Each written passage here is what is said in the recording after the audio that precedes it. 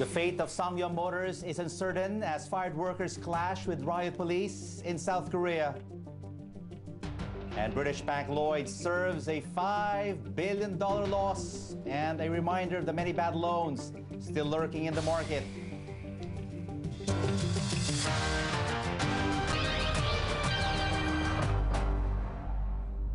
Hello and welcome. Glad you could join us for this edition of the World Business Report live from Singapore.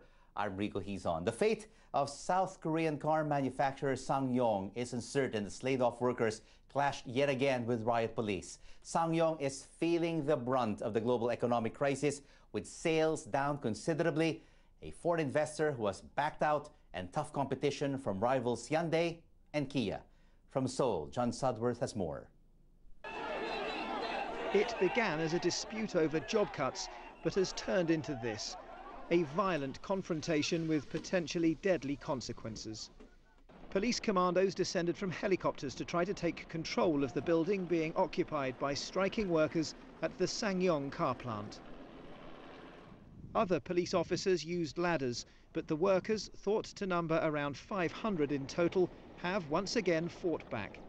They are occupying the company paint shop, a building packed with flammable liquid, and the police attempts to force them out by dropping tear gas from helicopters has so far been unsuccessful.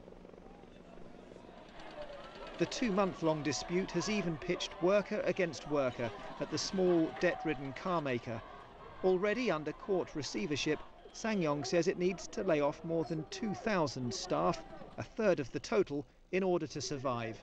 And those being allowed to keep their jobs have been involved in clashes with their striking colleagues over fears that the dispute, which has so far cost the company more than $200 million, will force it into liquidation. For the moment, the striking workers show no signs of giving up. Dozens of police and protesters are reported to have been injured.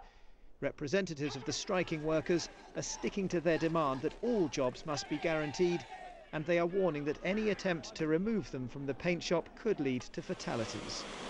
John Sudworth, BBC News, Seoul.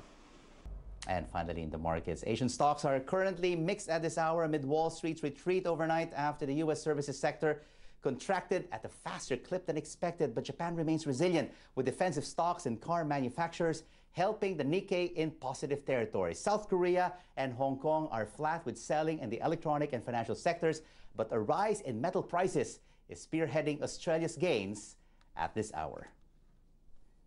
And you've been watching the World Business Report live from Singapore. I'm Rico Hizon.